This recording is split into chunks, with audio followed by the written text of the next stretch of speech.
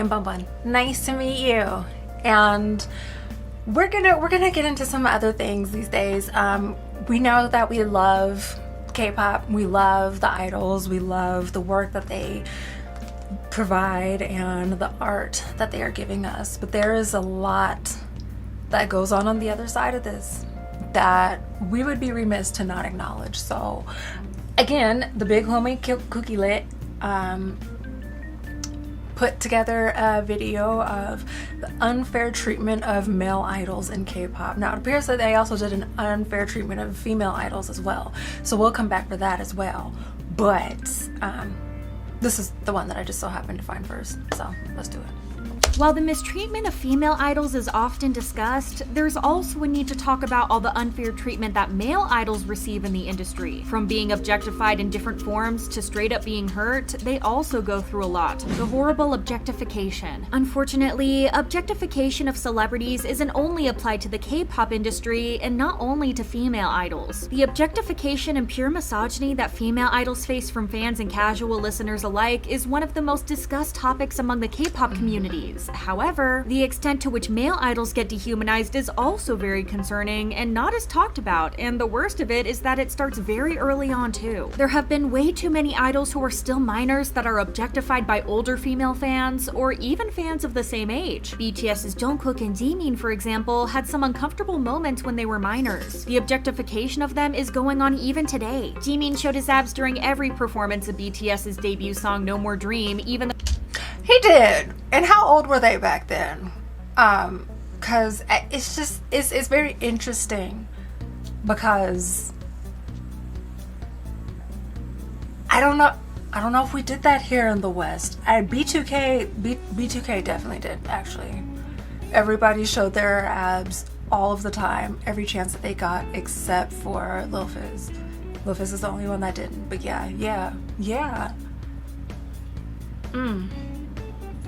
I don't remember how old they were when they came out, though. I thought they was like 17, 18, something. So I really don't know. But,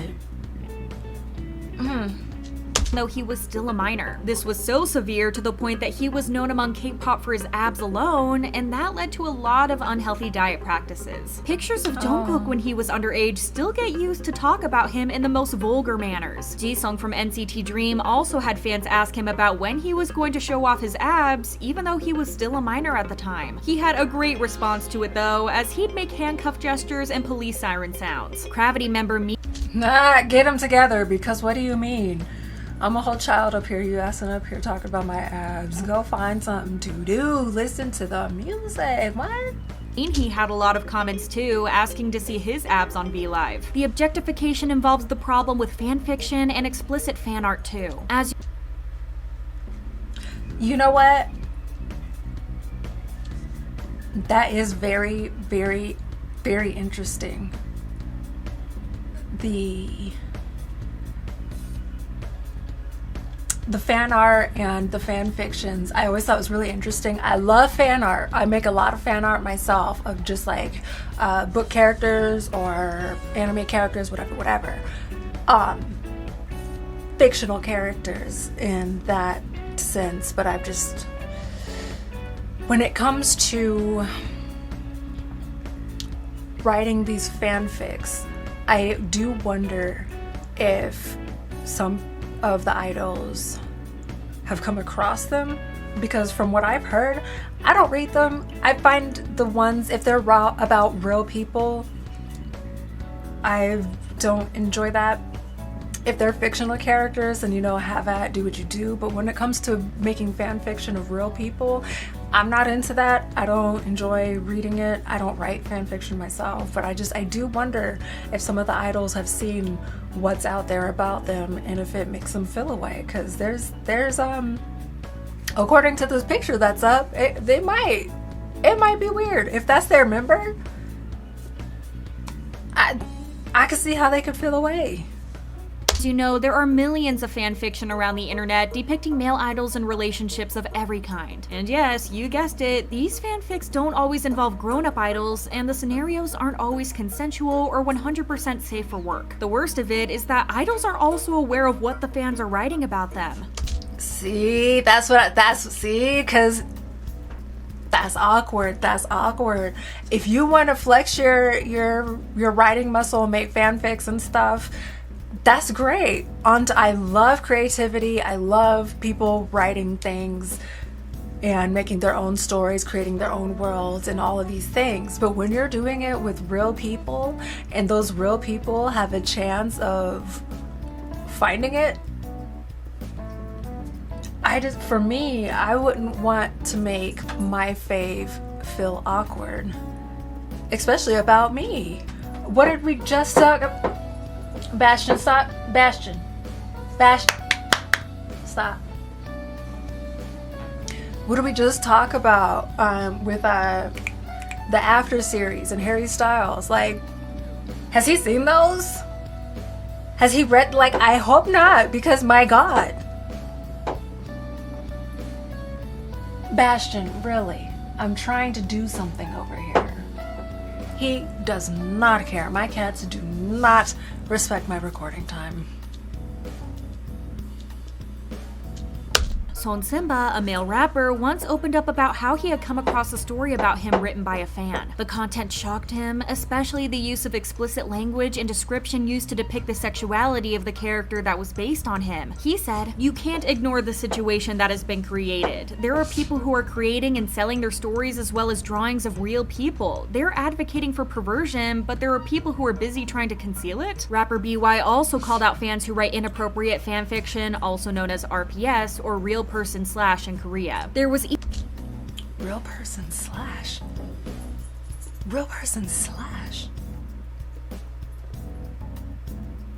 even an online petition that demanded punishment for people who create or distribute explicit fictional stories posted on the Blue House's e-petition board and was signed by more than 200,000 people. The issue has not died down despite everything. Excessive fan service. Fan service isn't new to the K-pop industry, but it is a really serious issue when it comes to male idols. It can also be argued that fan service is to blame for all the unhinged fanfiction that exists on the internet. Idols of any age, doesn't matter if they're close or not, are forced to act all lovey-dovey with each other, make dirty jokes together, and insinuate that there may exist something more than a platonic relationship between the two. It's funny because most of these idols are probably straight and not even that close, but fans doubt that even the gay idols would be in favor of doing fan service, knowing that entertainment companies are making a joke out of the community in favor of attracting fans. The worst of it is that companies not only are aware of it, but they also encourage it. Okay, yeah, let's talk about, because that is so interesting to me. When I was first getting back into K-pop, okay, this is when I was swinging back around, so not in the very beginning, because I don't really feel like they did this a lot in the back day, right? When I was coming up with it, this is when I was getting back into it, so it had to be like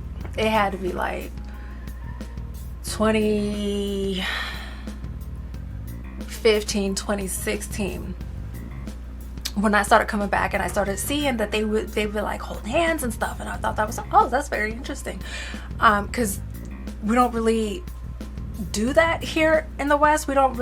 Males don't usually have skinship the same way that males do in Korea.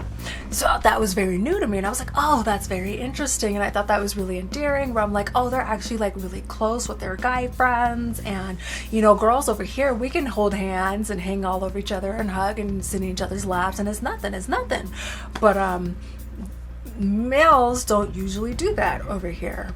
But over in Korea, these idols seem to be comfortable enough doing that with each other, and I just thought that was so endearing. I thought that was really sweet, and I was like, oh, let's see, look at that. It's just friends is friends is friends is friends. The kind of platonic relationship that you have with each other translates to, you know, every gender, and I thought that was really sweet. And then I came to learn that it's exploited in K-pop, and that people just like seeing it so that they can ship their faves together, and that's where it got weird for me, where I was like, oh, so it might not even be that they're just real close like that.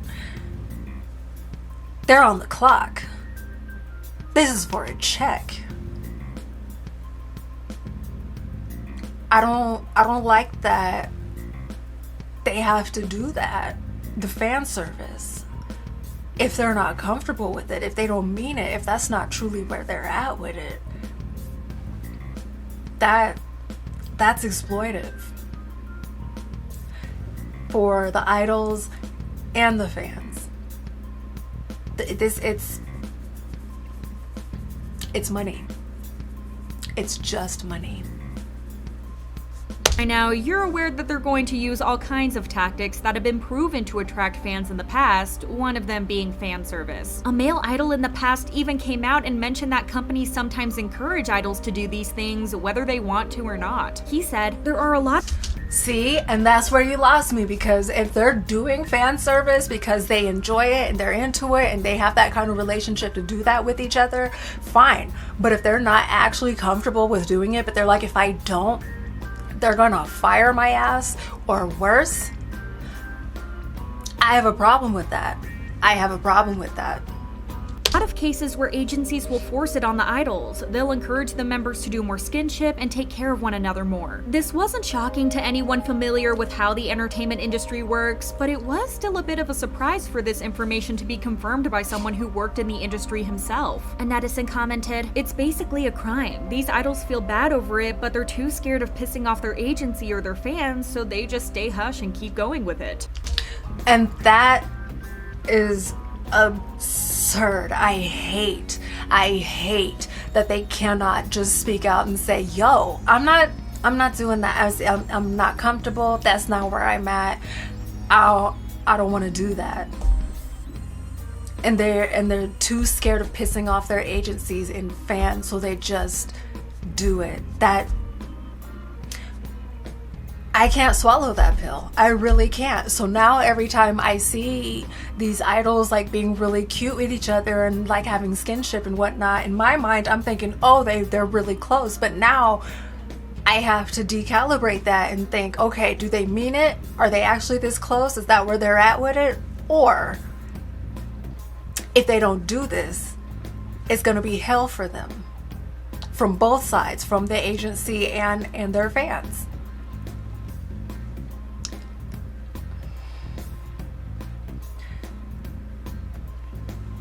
I'll swing back at the end. I'll swing back.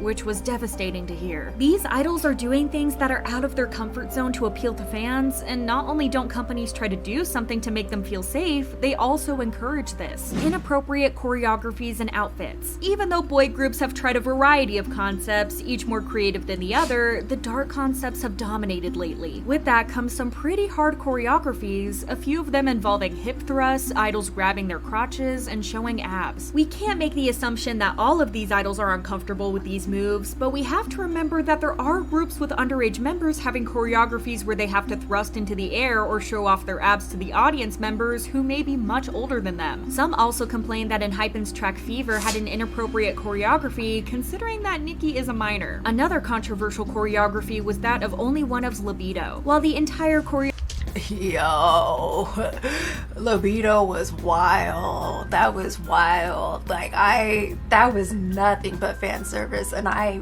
would like to think that the members were cool with it and that they said, yeah, let's do it, and they weren't coerced, because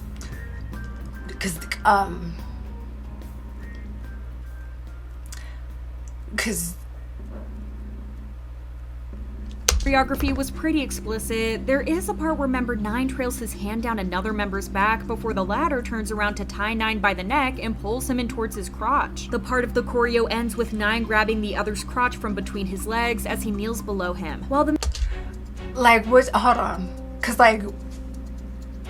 were y'all cool with that for real? Cause if you were, then that's that on that, and that's fine, and you did your thing.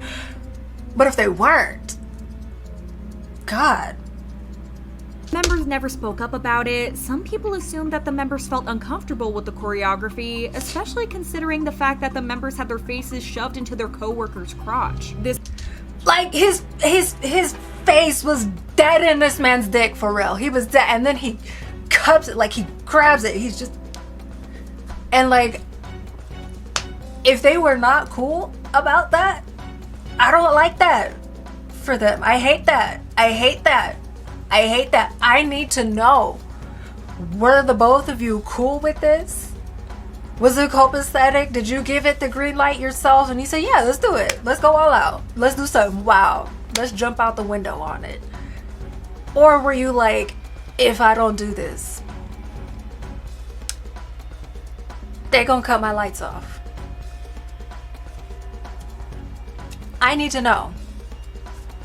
This couldn't have been more awkward. There's also the issue with outfits. Though there haven't been a lot of instances where male idols get put into outfits that make performing an issue, as it is a problem more common with female idols, it doesn't mean that it doesn't happen. Not only is it very prominent in the industry, but it doesn't get talked about a lot. A more recent instance of this is Stray Kids' Minho being put into an inconvenient outfit when the group was promoting their comeback Maniac. During one of the stages, Minho was wearing a pair of tight leather pants, a black shirt, and mesh gloves with spikes. At first sight, fans started to notice that Minho wasn't dancing with the same intensity as he always does, which was strange, especially when knowing just how much of a powerful dancer he is. When rewatching the fan cam, fans could see him adjusting his outfit several times in the middle of performing. He kept readjusting his pants, and he even slipped and hurt himself at some point because of the mesh gloves. The shirt was proven to be a problem too. Since stylists were going for a badass mature concept, Minho's shirt was open on both sides and shorter at the torso. This caused his shirt to ride up and show his stomach, and Minho was deeply uncomfortable with that, as he was seen pulling his shirt down too many times during the performance. He had even opened up in the past about how he doesn't like showing his stomach because of a surgical scar, so it's no wonder.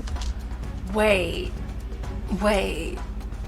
So this man just real deal does not like showing his stomach, and they purposefully gave him a shirt that's going to show his stomach.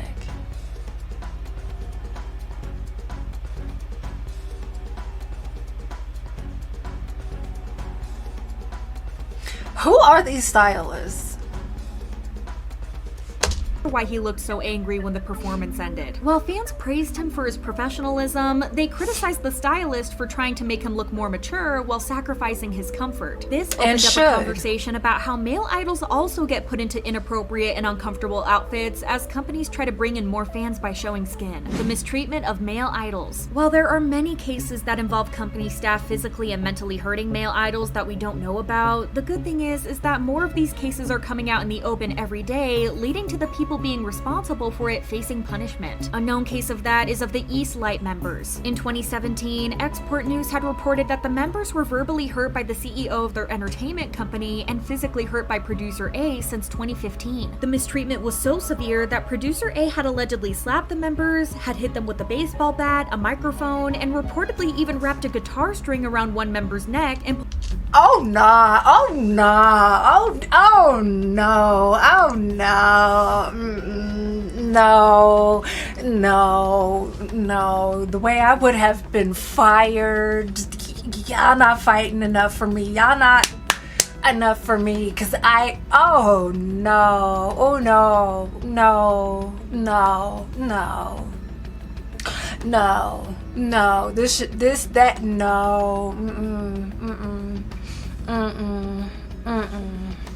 pulled it every time he made a mistake in a performance. Because of the mistreatment, the members bled from their heads and had bruises and weren't allowed to complain, as the CEO had reportedly cursed and threatened them. The case Oh no, baby,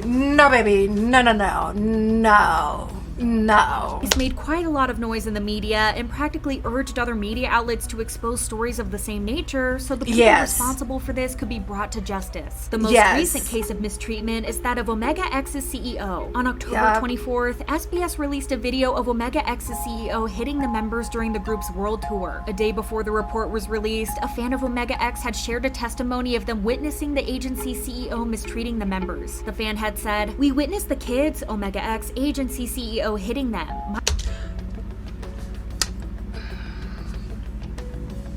You were in public beating these kids' ass. You were in public. People saw you. That's how comfortable you were. That's how comfortable you were.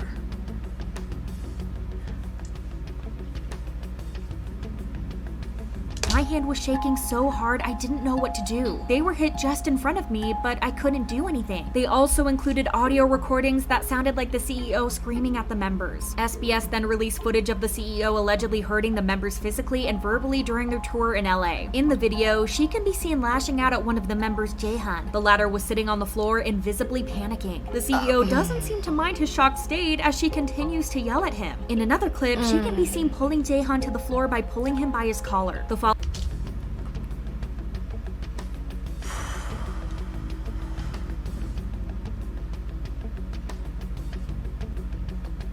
clip shows Jaehan crying as he tries to get back on his feet. Let's hope that other media outlets are going to follow and release any similar stories that they might have. These men have been suffering for too long. Hope you enjoy.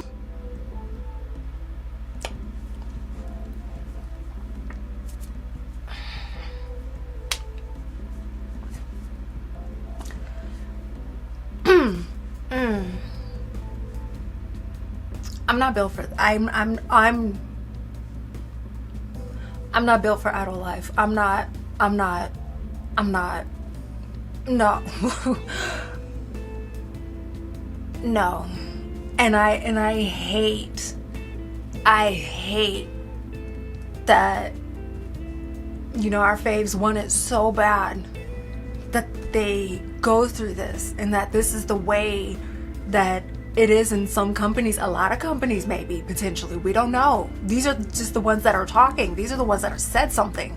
Out of all of my faves, out of everybody that I listen to, probably, I bet you the majority of them have gone through something like this. I can't imagine that they haven't, because I feel like there's always talkings. I feel like there's always, you know, little whispers and murmurs in the background, and it's just, it is such a catch-22 to be a K-pop fan, because you don't want to support this kind of industry. You don't. What do you mean you're putting your hands on them because they messed up? They messed up the 2 steps, so now you're wrapping a cord around his neck. Are you serious? Are you serious?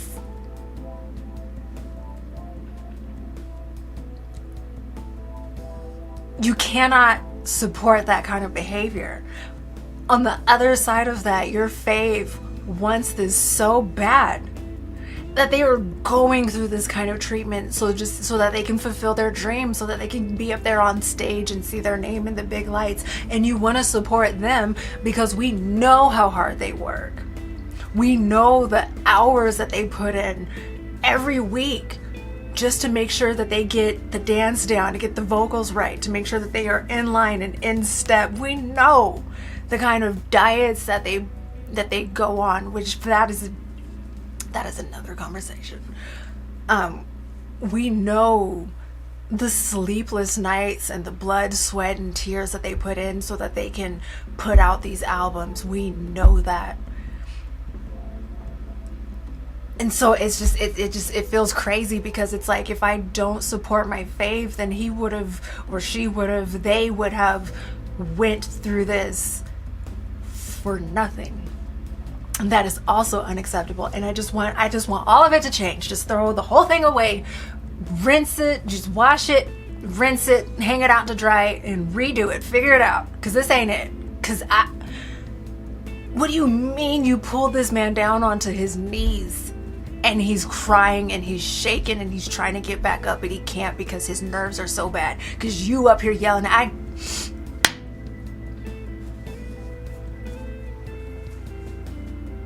so glad they're speaking out. I'm so glad they're speaking out. And again, with the fan service, like, if it ain't real, don't do it. If it ain't real, don't do it. I don't get that. I don't get that. Yes, I love seeing my faves, you know, being friendly with each other and like feeding each other, I don't know, Cheetos, whatever the hell. I don't know. It's cute. But if they don't want to do that, if they don't mean it, if it makes them uncomfortable, don't do that. Do not do that.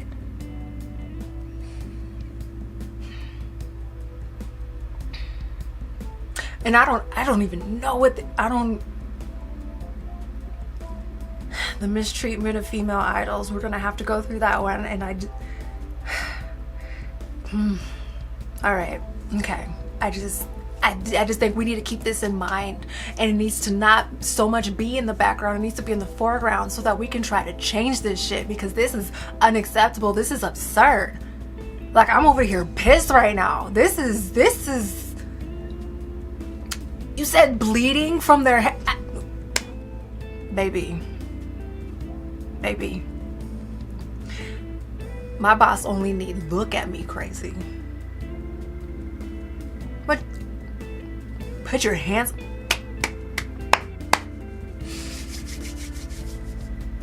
And I just want us to really like take it easy with these idols and realize that they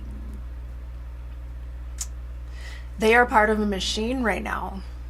They're part of a machine, and they're probably just doing their best to survive at this point. And so we just really gotta just cheer them on. Just cheer them on. And when they say they need a break, or if they say they need to step back and they just can't do that anymore, that's fine, baby. Do what you need to do. If it ain't for you no more, if it's not feeling right, if you're going through these kinds of things and you have to step back and you're like, hey, I can't. Good for you. Don't. It is not worth it. And we would still love you and support you, and very proud of everybody that has put themselves first and said, I can't and I won't. More of that. Advocate for yourselves, because the fans can only do so much. Advocate for yourselves. Keep doing that. Everybody, air them out. Air them out. I don't care. Tell us about it. Advocate for yourselves, because this is not fair. And I'll see you in the next one.